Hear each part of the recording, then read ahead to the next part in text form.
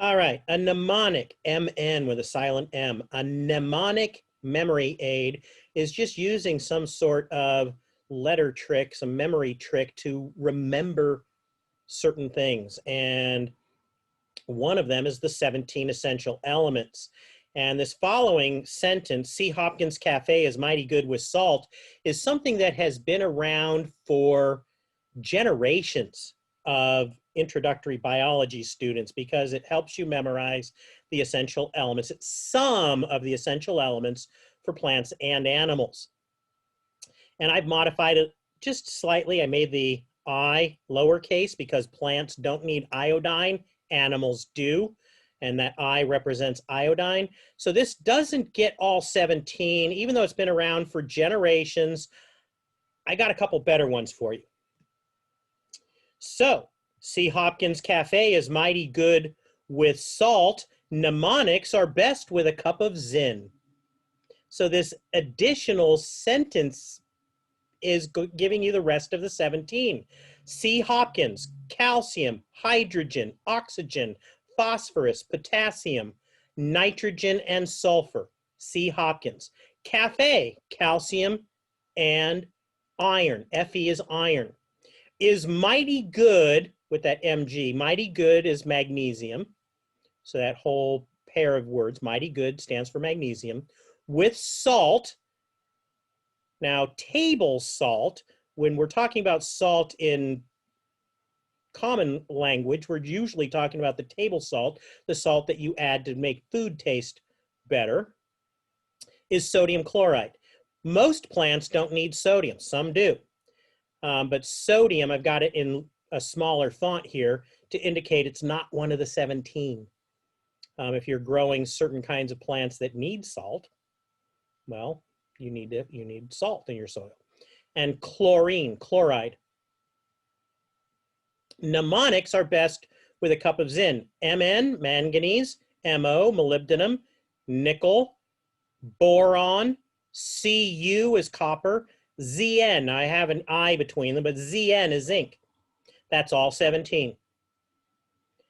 Another one, C. Hopkins Cafe, mighty nice cuisine managed closely by the mob. And that one works for all 17 as well. You are more than welcome to use these to one of these or both of them if you want to memorize the 17 essential elements. And I suggest you memorize one of these. I definitely suggest you memorize one of these, unless you want to memorize your own. I've had some students make up their own, a couple that were very cute and creative. One was almost like a little love statement for her twin sister. That was really, really adorable. I wish I had saved that. I don't know where it is. And a couple that have been perhaps R or X rated that I intentionally didn't share or save to share with students. But if you want to make up your own, that's fine. You'll definitely remember it if you make up your own. So I mentioned there are some that are essential, but not for all plants. And so here are 4 that are either essential or important. The sodium, that is a micronutrient for CAM and C4 plants. Where do these CAM and C4 plants often grow? The ones that grow in deserts where there might be a buildup of sodium in the soil. So they've adapted to use these elements. And cobalt, essential for legumes. Now this one, it's not actually the legume plant that needs the cobalt. It's the bacteria that live in the roots of the legume plants. And for the bacteria in the roots, you need cobalt in tiny amounts in the soil. Without it, the bacteria can't do their nitrogen fixing. And that's what a lot of nitrogen fixing legume plants are being planted for, to help get nitrogen out of the air, N2 gas, and convert it to soluble nitrogen in the soil. And so you need cobalt to do that. Vanadium, again, Some plants may require this. And silicon, this is one that I most commonly see listed in certain texts as the 18th essential element, because when you're growing a lot of the grain crops in the Midwest, they take it for granted. Of course you need silicon. Of course it's one of the essential elements. Well, yeah, if your whole world revolves around grain, then silicon is something that you're very aware of and you think it applies to everything. But if you're growing lettuce and broccoli and cauliflower in the Central Coast, silicon is not on the list. So I don't include silicon as part of my essential element list. Now, I'm not too worried about you memorizing these 4, but I want you to be aware of them. I would not ask you specifically about these 4 as it relates to essential elements in a test. So let's go through these really quickly. You can go through some of this on your own, but nitrogen, very important element, but it's not more essential than any of the others. All 17 are essential. Any one of them missing is lethal. And the only reason some people think that nitrogen is the most important is because it takes most of the money and time and effort of a grower trying to make sure that the plants have enough of it. It's the one that's most likely to run out. It easily changes forms, it can leach, it can volatilize to the air, it can be stolen by other plants like weeds. So you need to monitor and apply nitrogen very carefully. I'm not going to get into the nitrogen cycle. It's very complex in my plant fertilizers class, fertilizers and plant nutrition. I go into that in much more detail. Very large sums of money are spent worldwide on nitrogen, and deficiencies are widespread throughout the growing areas around the world. Not so much in the United States for conventional agriculture, but in organic agriculture, it's still a problem. There are easy fixes with conventional agriculture where we can add high soluble nitrogen very quickly and fix any nitrogen problems very quickly, as long as you have the money and the ability to apply the fertilizer. In organics, there aren't any high analysis or high concentration nitrogen sources that are easily soluble that you can add quickly. You got to plan ahead. And if your plants start running out, there's no quick fix for organics. We talked about amino acids in the DNA, RNA transcription translation section, and the amino acids all have an amine group. That's why they're called amino acids, to make proteins. What is an amine group? It is a group, a subgroup of a molecule that contains a nitrogen atom. So every single amino acid, every single pearl on the chain of a protein, every single one of those has a nitrogen atom. So nitrogen is needed in large quantities because all the proteins, all the enzyme proteins, the structural proteins, the ribosome proteins, everything needs strings of amino acids, each one containing its own nitrogen atom. Too much has bad effects, so we monitor it in our well water, and getting it in our drinking water can cause serious problems like blue baby syndrome, which is very dangerous. It is expensive. Nitrogen is an expensive fertilizer material, and it takes large amounts of energy to make synthetic nitrogen sources. It also takes a lot of effort to make organic sources of nitrogen. It's an essential component of amino acids, as I said on the previous slide. It is the structural component for chlorophyll that makes plants green. So if you don't have enough nitrogen, the plants turn yellow because they can't make their chlorophyll. Utilization of carbohydrates, so to burn fuel, to create energy other than the sunlight photosynthesis, to actually burn their own energy, they need protein enzymes made with nitrogen. Everything. If you don't have enough, you have a deficiency. The most common is a generalized chlorosis, a pale yellow or yellowish green color. The plants can be stunted, thin-stemmed, spindly looking. Nitrogen is one of the mobile nutrients in a plant. And so the older leaves tend to look more chlorotic than the younger leaves. The plants will steal nitrogen from the older leaves if nitrogen is not in sufficient quantity, and deliver that nitrogen from the old leaves to the new growing leaves that need it more. Protein content can be low in foods that are produced from plants grown in low nitrogen soils. And that's a problem for developing countries. That's a problem for cattle feed and other animal feed, because you need to get protein. And if you're growing plants and the plants are the protein source for feeding your cows or feeding your bunny rabbits or feeding your human beings, they might not be getting the protein they should be. What if you have excess nitrogen, too much? The plants grow vigorously. They grow too much, growing stems and leaves, and they grow too fast, and they grow long, thin, big cells that are weaker than cells that grow at a more reasonable pace. And so the plants might actually start to become weak, so they might lodge. This is a picture of lodging of grain in the upper right-hand corner, where the stalks are just weak because of too much nitrogen, and they start to fall over. And once they start to go, it's like dominoes. Boom.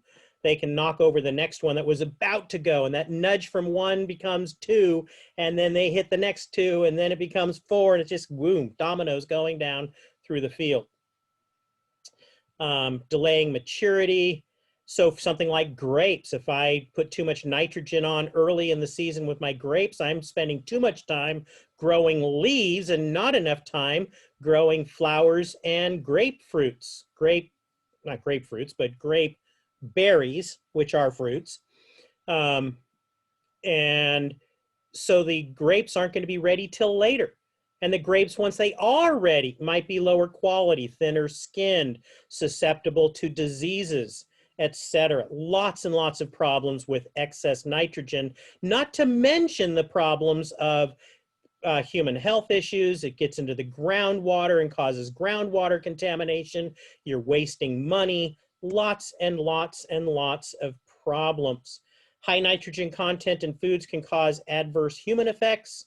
We've talked about it in our water. I don't think we really know all of the issues about high nitrogen crop production and how it impacts human nutrition. I think there's still work to be done on that. The next of the three macronutrients, primary macronutrients, is phosphorus. Phosphorus is the element. Phosphate is the chemical form. It is an essential component of ATP. What is ATP? Adenosine triphosphate, 3 phosphate groups. And so we need ATP. We've talked about that a lot. DNA, deoxyribonucleic acid, is a double helix ladder, right? That coiled ladder of DNA. Every single rung on the ladder, one on each side, there's a phosphate group on each side. So I need 2 phosphorus atoms for this rung. The next rung, 2 more, 2 more, 2 more. And so I need millions and millions and millions for a single strand of DNA. Lots of phosphate needed. RNA, the same thing. Even though it's single-stranded, it's still structured very much the same, needing lots of phosphate for every single unit of the RNA. If you have plenty of phosphate, there's lots of processes. In general, there's kind of this memory idea that isn't 100% true, but you need nitrogen for shoots, and you need phosphate and potash for roots and fruits. Nitrogen for shoots, phosphate and potash for roots and shoots. And there's some truth to that, even though it's not 100% accurate. In order to get good rooting and good fruiting, flowering and fruiting, you need plenty of phosphorus and potash. And so photosynthesis, flowering, fruiting, root growth, seed production, all of these things beyond just making stems and leaves. If you were just to overdo it with nitrogen, you're going to get a lot of stem and leaf production. If you keep the nitrogen down but give it plenty adequate phosphorus and potassium, you're going to get good roots and flowering too. And flowering includes the next step, fruiting and seed production. Generally strengthening structural tissue, so you get stronger cells with good phosphorus growth. Deficiencies can be hard to detect. The symptoms tend to be very subtle and can mimic other types of problems. So thin-stemmed, what is that? You really need a soil test and a tissue test to confirm what's really going on. Plants can be somewhat stunted. Plants can be turning yellow, slightly chlorotic, and even death in the older leaves in severe cases, senescence. Some plants are stressed and they'll develop purpling if they already have a tendency to make purple pigments, like certain varieties of tomato plants or grapes, things like that. When they become stressed, they tend to turn more purple if they already can make purple. And it's just hard to tell. Why is it turning purple? Is it a stress because of a disease? Is it a stress because of some nutrient deficiency? So it can be hard to distinguish why it's more purple than it should be. Now, some plants have lots of purpling when they're normal and healthy. So it's not purpling in general, it's purpling more than is normal for that plant variety. Excessive purpling for that variety. Phosphorus is also very mobile in the plant, like nitrogen, not quite as mobile as nitrogen, but it's still pretty mobile. And so it can be moved around from the older leaves to the newer, younger growth. The available phosphorus in the soil tends to be very low. Even though phosphorus in itself tends to be high, most of it is tied up in insoluble minerals and is not part of the available phosphorus. The available phosphorus tends to be less than 0.1% of the phosphorus in the soil, very, very small amount. So that's one of the reasons we have to add some, because we're trying to grow things in a commercial agricultural production environment at maximum growth to get maximum yields. In a natural environment, plants are growing slowly at an environmentally stable pace, and they're going to be fine growing small and slow and just dealing with what is becoming available, what's solubilizing with the plants.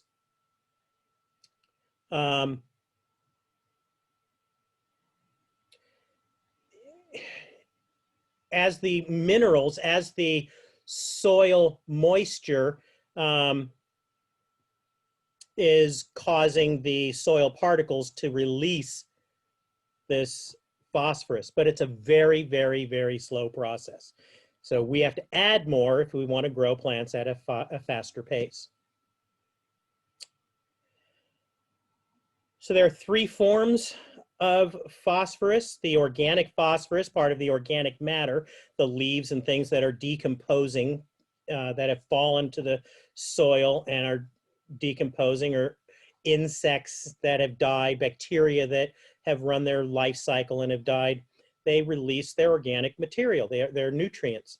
Calcium-bound phosphorus, iron or aluminum-bound phosphorus, these are the ones that they're there, but the plants can't get them. So much of the inorganic phosphorus, the calcium, iron, and aluminum bound, as the name implies, they are bound or fixed to these other atoms in a way that make them insoluble and unavailable to plants. If it's insoluble, it can't get into the water. It's just sitting there, and the plants will not be able to take it up.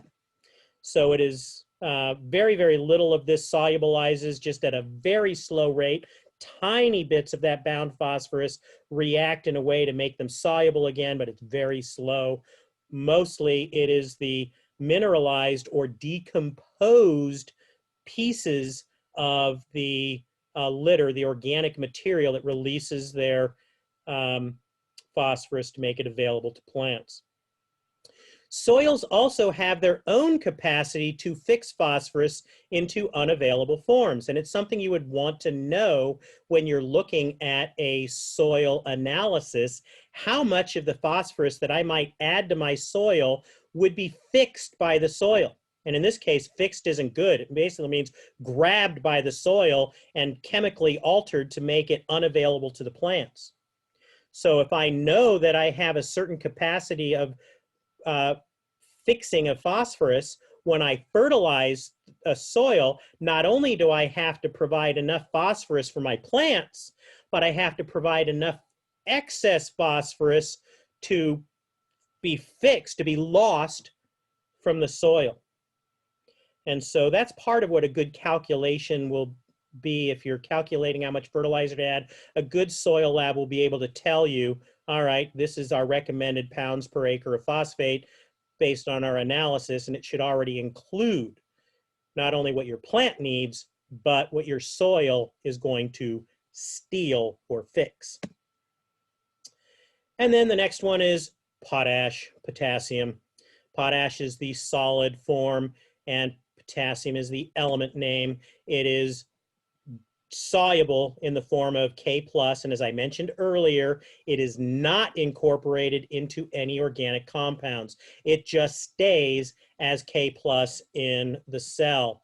And so it's helping to regulate salt balance and osmotic balance, so it helps enzymes work properly for energy metabolism. You need the right salt balance in order for things to work right. The proteins, the enzymes in your cell that are doing the work have to have the right amount of salt or they won't work right. It activates the enzymes. It nitrate reduction, so you can use nitrogen. Without enough potassium, you can't utilize the nitrogen. Photosynthesis requires adequate amounts of potassium. Environmental stresses. Plants do much, much better dealing with drought tolerance, with winter hardiness or the ability to handle cold, resistance to some fungal diseases when you have adequate potassium, tolerance to certain insects, and like I mentioned before, nitrogen for shoots, stems and leaves, phosphate and potash for roots and fruits. And here they're talking about the flowers and fruits. Okay, you also need it for the roots, but no surprise in this presentation that the fruiting, very, very important. Deficiency symptoms, very mobile. Because it's never incorporated into a solid structure, it's always in the liquid cytoplasm. It is the most mobile of any of the elements, the most mobile by far. And so it readily moves around from old leaves to new leaves to keep plenty of potassium in the new leaves that are growing. If there's any deficiency, steal it from the older leaves. You generally will see the deficiencies as a chlorotic expression around the margins of the leaves rather than a generalized yellowing. It will often be a marginal chlorosis that, if it allows to go for very long, will become necrosis, dying, where it'll turn brown and the edges of the leaves start to turn brown.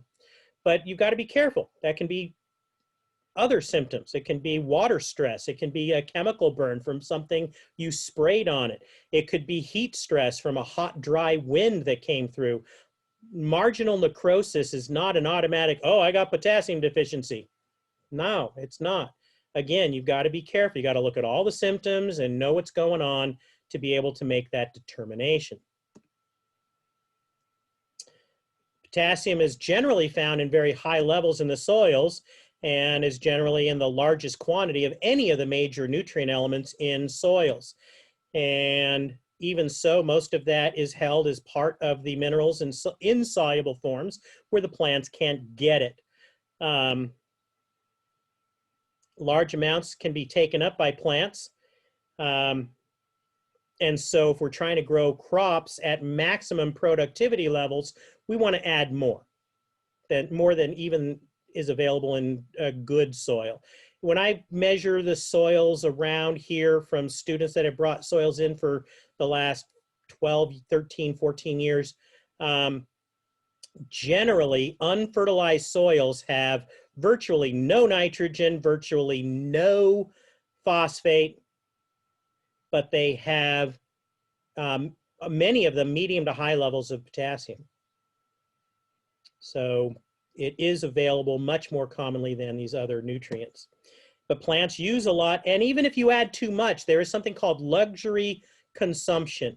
And luxury consumption is when the plant actually takes up more of the potassium, the potassium, not the potash, because in the soluble form it is potassium ions, not potash anymore.